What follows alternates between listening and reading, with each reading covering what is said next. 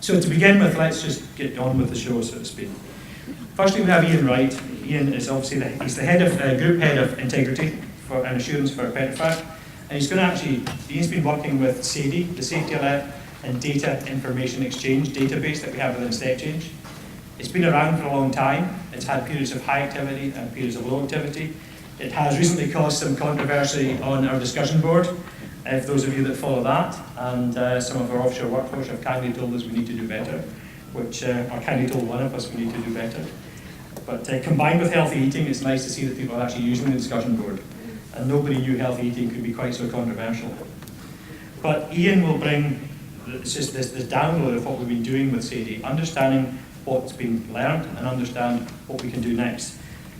Ian also has been a member of Asset Integrity Steering Group since 2010 and chaired the group that pulled this set of guidance together. There's copies up at the back for those that you still want it. It's still very relevant, assurance and verification, and we still have lots and lots of copies available. So the feedback we had when we launched this 2 years ago was excellent.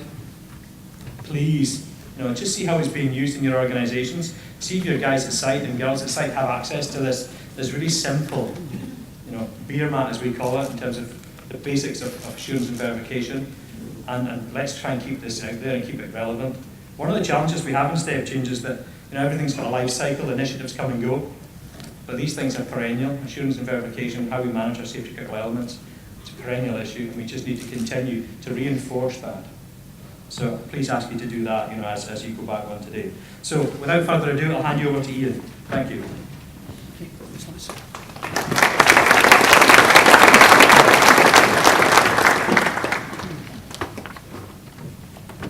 Good morning, ladies and gentlemen. So I'm here to talk to you today about hydrocarbon releases as they have been reported in alerts in the SADIE database. So, a few of you will be asking, what is SADIE? It is a safety alert database and information exchange. It's hosted on the Step Change website, and hopefully this slide is going to bust a few myths because lots of people have heard of SADIE, but do they really know what it is? First of all, it's sponsored by the UK offshore oil and gas industry. Its purpose is to facilitate sharing of safety information and improve lateral learning across the industry. It's not intended to be a comprehensive database of incidents, and it's certainly not aimed at providing statistics. It does provide unprocessed sharing of information without any real moderation of content. There is some moderation, of course. We don't want rude or inappropriate information to get in there. So there is a short delay in information going up, partly due to investigation of incidents by operators before they actually detail them, and also to check them before they're uploaded. Each contributor is responsible for the quality of the content, and that's both a strength and a weakness. It's a strength because it means everybody is contributing, and irrespective of their knowledge and capabilities and skills. It's a bit of a weakness at times because the quality can vary substantially from people who want to put everything that they know about the incident in to those who don't perhaps understand how to do some sort of root cause analysis and get to the issues that we really want to know about and what we can learn from. So strengths and weaknesses, but in the end, we want to promote the use of SADIES. It's possible to access, sorry, I'm forgetting to press the button here. Users can access the information through a simple interface page without a login, which again is a strength. As soon as we get a login, we know it's difficult to access information, and people perhaps might give up if they can't find a password. What you can't do is download the entire information from the database because there is a great deal of confidential information in there. And I had to work hard in Les to prize that information off them. I had to sign in blood a number of copies of documents, but in the end we have that data and we're able to look at it, what is in there. SADIES, the more commonly used term, is the term used for individual records within SADIE, and all of us can contribute by sharing and exchanging safety alerts using the link here and filling in a safety alert form if you have an incident to share. There's a step change website. I'm sure you've all visited that before. The link is at the top, just in case any of you have forgotten it. I'm sure you won't. But at the bottom right there, there's a rolling list of incidents, and you'll see that was taken maybe a couple of weeks ago. The most recent incidents that have been posted and recorded up there. It just so happens all of them are hydrocarbon, the final one being a diesel leak, which still qualifies, but obviously is much less onerous. Next is the how to upload a SADIE. That's the form to use. There's 10 fields there. The bottom one is optional, contact details. They can be anonymous. You don't need to put in your own contact details if you just want to upload. But very simple to fill in. That said, there will be an action to try and improve this and make it even more friendly so that we can encourage and get more feedback. So in 2013, towards the end, there was an initiative expecting reporting of incidents in SADIE, hydrocarbon release incidents in SADIE. Through the years, there have actually been very little in the way of reports. As you can see, less than 10 per year between 2007 and 2011. In 2012, went up to 33, 2013, 60, and probably more in 2014, albeit we hope there's less. Obviously, we want less incidents, but we're now getting much more in the way of sharing of information of what's occurring in hydrocarbon releases. This presentation is to look and establish any learning and opportunities for improvement. It's no home in statistics. You're going to see some figures, but please don't consider them as any kind of academic assessment. It is very much opinionated by myself in terms of trying to attribute categories from the information provided. So the raw and confidential information was taken. It was screened. There was 482 records between 2007 and 2013, 7 years of data. And these covered a variety of concerns and experience. But some searches were done using the words leak, hydrocarbon spill, release, and that came down eventually to 119 relevant records. Then all 482 were checked to make sure none had been missed. All references to people, companies, installations were deleted, so it's completely anonymised.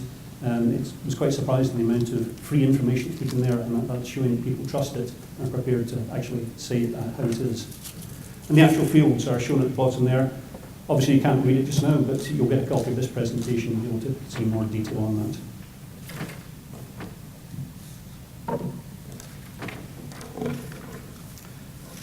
Some additional fields were added to assess from the existing information. Firstly, looking at the incident, what was the potential? Was it very low, or was it something which could have escalated to something more serious, whether it being a local event or a major accident? We used the Norwegian categorization, which I'll explain in a moment, to assess the immediate cause, and also generally what system equipment, where are we seeing hydrocarbon releases, what types of equipment. So this is the Norwegian categorization, as it's called. This was an authoritative study done in the Norwegian offshore section, where somebody looked at the releases that were occurring in the Norwegian sector and tried to grade them against different immediate causes. So my own impression from trying to attribute against these, there tends to be multiple causes and multiple symptoms appearing when you look at any incident. And it's much easier to look at the category A, B, C, D, E, F, rather than to attribute it to one of the alphanumeric codes. But that's just a complication of the information we receive through SADIE.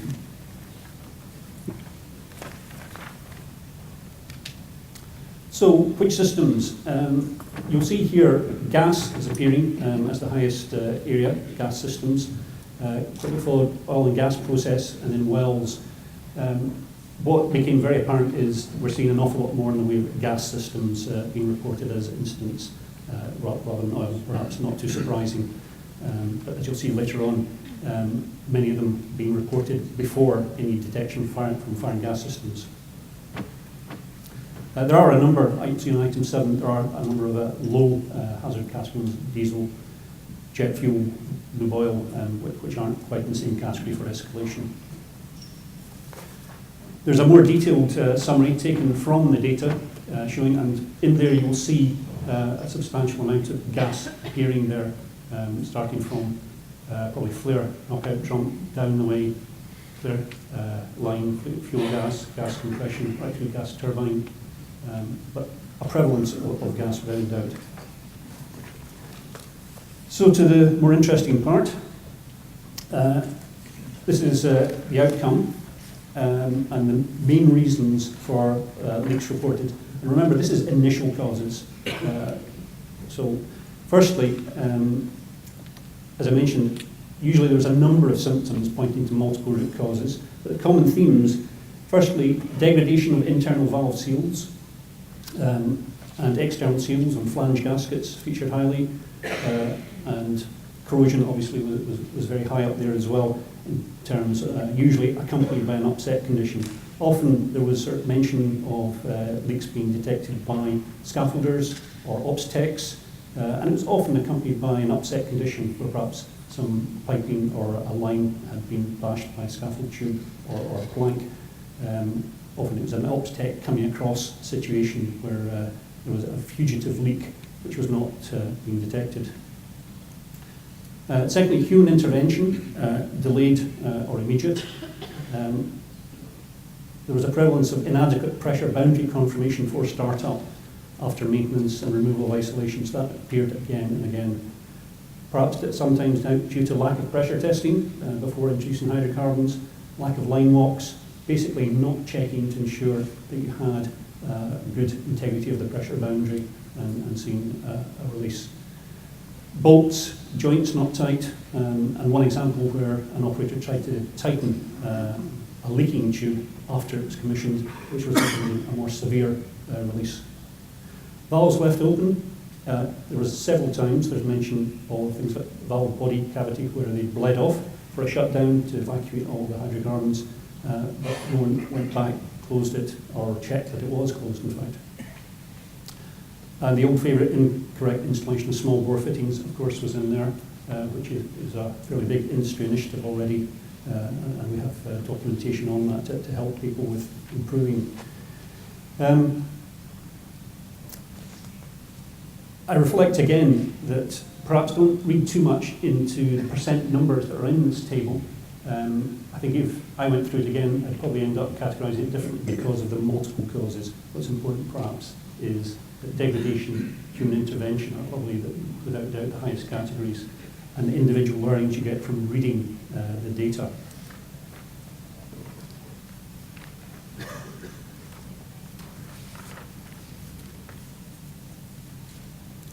I should say, I have asked for this, and I think we can release the information, 119 records. It makes very good reading, and there is no substitute for going back through that and seeing what is going on in our installations offshore, because it does give quite candid information on the releases and what occurred. And I put one good example reporting here. I appreciate you probably can't read that very well, but I am going to read out parts of it and you will get it afterwards. So firstly, it's got the what. It's a condensate release from a needle valve plug. Where did it happen? It was on a bridle valve on a dehydration pre-scrubber. The next relevant or most interesting part is the incident details, of course. Release from a needle valve plug. There was a tech in the vicinity sourcing information on the outlet valve, noticed a smell of gas. Further investigation witnessed condensate release from a vent hole in a bridle valve. Informed the control room, ops tech sent to scene, isolated it. But fixed detection systems, only 1.5 metres away, had not been activated during the release. There may be good reasons for that, it being condensate rather than methane, but in the end, that's what's reported. So next we have the why. So again, a number of reasons appearing here. It allowed the valve found to be open in the bridle valve, which had a leak path to the open vent hole. It was opened. It was open either by being knocked or due to vibration. It was unclear. And also the threaded vent port was rusted, indicating there had been no plug or instrument on the end of it, so nothing had fallen off recently. It had been open-ended for some time. So there were recommendations came out and lessons learned. Systematic checks to be conducted on hydrocarbon systems in line with procedure. plant integrity verification post-intrusive maintenance. So there, in this case, there was a standard outlining how to reintroduce, how to perhaps reinstate plant after isolation, but perhaps it hadn't been followed in this case. Proactive area hydrocarbon hunts implemented, and also equipment added to the vibration program. So my question to you is, what questions might your team ask, and what action might you take as a result of this being shared? Can you go to your installations and ask that question? First of all, do you have the standard in place so that people understand, so that people know what is expected? Has it been rolled out? Do they understand the expectation? And are they actively checking to ensure on startup, do they have a safe isolation and reinstatement plant procedure to ensure that they're not going to get a surprise when they start up plant after maintenance? This is one example. If we can get better reporting, something like this, I think there's a lot more incidents in there that we can learn from. But it's about taking initiatives, learnings like this, sharing them in your monthly asset integrity meeting, and asking all your assets to go away and check and see if there's improvements to be made.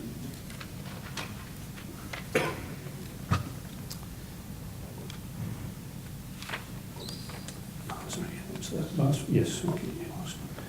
So in summary, we have information from the SADIE reports which have been arising on hydrocarbon releases in the last few years.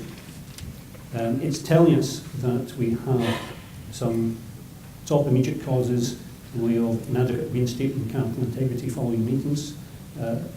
Degradation is becoming a more significant issue, and it's been found by people who are not looking for it, who are coming across it. Incorrect installation of smaller ore fittings is also prevalent in there and needing attention.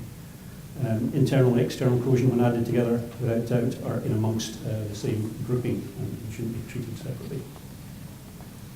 And that's me. Thank you.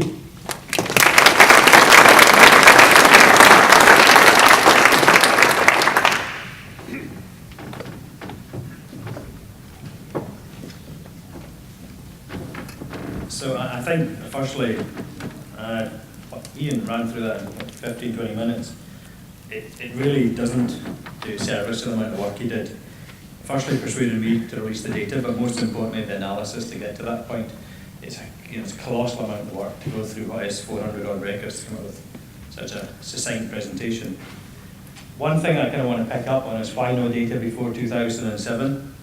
It's really, really a sad and simple answer. We migrated the website in 2010, and as a result of that, we decided, for whatever reason, not to migrate the old data to the new website. And therefore, we lost the ability to download and search and analyze the data from 2001 to 2007. So a huge amount of resource and a huge amount of, let's say, contribution from industry was lost as a result of a migration to a new website. So I can tell you that we're migrating to a new website on the 15th of December, and we will make sure that it doesn't happen again. It's lesson learned, lesson identified, lesson learned, and actions put in place. And that's that. SADIE is about lessons identified. They're not learned until you go back to your work site or pick up the alert and see if you've done something in your organisation about it. And that's the most important thing. There is no lessons learned unless you do something with the output of SADIE. That's just identified. So putting them into action turns them into learning, so we stop having incidents. And that's the key in that. We will provide a summary of the analysis in some form of white paper in the next month or so, and try and make sure that we get that to you, and that'll be available again on the website, as will Ian's presentation.